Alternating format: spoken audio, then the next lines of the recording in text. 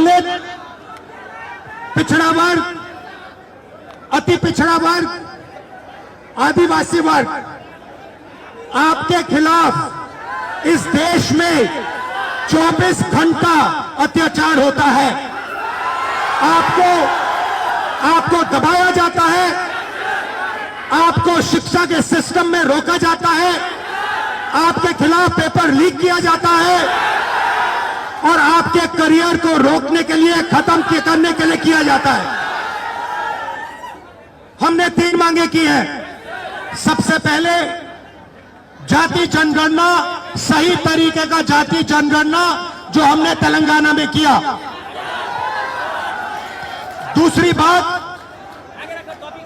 कानून, हिंदुस्तान का कानून है कि प्राइवेट कॉलेजेस और यूनिवर्सिटीज में आरक्षण होना चाहिए और ना नरेंद्र मोदी ना बिहार की सरकार उस कानून को लागू कर रही है। इसीलिए हम उन पर दबाव डालेंगे और जब तक, मैं बता रहा हूं, जैसे मैं यहां आया हूं ना, रोक नहीं पाए, वैसे ही नहीं रोक पाएंगे जब तक इन्होंने प्राइवेट इंस्टीट्यूशंस में रिजर्वेशन नहीं किया, तब तक हम आगे बढ़ते जाएंगे, लड़ते जाएंगे। क्योंकि आप 90% हो, आप अपनी स्ट्रेंथ समझो। आपको भटकाकर, डराकर, दबाकर, आपके ध्यान को इधर उधर करके आपको रोका जाता है। इस देश में आपके लिए कोई जगह नहीं है। 90% के लिए इस देश में कोई रास्ता नहीं है। आप ब्यूरोक्रेसी को देखो, सीनियर ब्यूरोक्रेसी में आपके कितने लोग, 0। आप कॉर्पोरेट इंडिया को देखो, कॉर्पोरेट इंडिया में आपके कितने लोग, 0। आप हाई कोर्ट देखो, आपके कितने लोग, 0। आप एजुकेशन सिस्टम के मालिकों को देखो, मेडिकल सिस्टम के मालिकों को देखो, आपके लोग कितने, 0। मगर मनरेगा की लिस्ट निकालो, आपके लोगों से भरी हुई है। मजदूरों की लिस्ट निकालो, आपके लोगों से भरी हुई है। सारे के सारे कॉन्ट्रैक्ट्स, सारा का सारा धन 5-10% के हाथ में जाता है और आपको उल्टी सीधी बात बताकर आपके ध्यान को इधर उधर कर दिया जाता है। आपको एक साथ खड़ा होना है और 3 मांगे हैं। पहली मांग जाति जनगणना, दूसरी मांग प्राइवेट इंस्टीट्यूशंस में, प्राइवेट स्कूल्स और कॉलेजेस में रिजर्वेशन, अति पिछड़ा का, ओबीसी का, दलित का, आदिवासी का।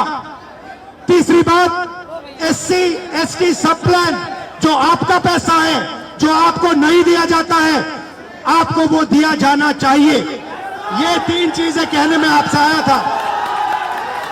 और ये बात समझिए, आप एक बात समझिए, बिहार की पुलिस ने अभी मुझे रोकने की कोशिश की, रोक नहीं पाई। पता है क्यों नहीं रोक पाई? नहीं, इसलिए नहीं रोक पाई क्योंकि आपकी शक्ति मेरे पीछे है। आपकी शक्ति मेरे पीछे है, इसीलिए कोई, दुनिया की कोई शक्ति उसको रोक नहीं सकती है। हमने कहा, हमने नरेंद्र मोदी से कहा, पार्लियामेंट में कहा, तुम्हें जाति जनगणना करना पड़ेगा। हमने उससे कहा कि तुम्हें संविधान को यहां माथे पर लगाना पड़ेगा। नरेंद्र मोदी जी ने आपके दबाव से डरकर जाति जनगणना हिंदुस्तान में घोषित किया है। आपके दबाव से डरकर उन्होंने कॉन्स्टिट्यूशन अपने माथे पर लगाया है। मगर वो लोकतंत्र के खिलाफ है, संविधान के खिलाफ है, जाति जनगणना के खिलाफ है। और जो 90% हिंदुस्तान की गरीब आबादी है, अति पिछड़ा, दलित, आदिवासी, माइनॉरिटीज, ये इन सब के खिलाफ है। ये अदानी अंबानी की सरकार है, ये आपकी सरकार नहीं है। आपने इतने प्यार से मेरी बात सुनी, इसके लिए आप सबको दिल से बहुत बहुत धन्यवाद।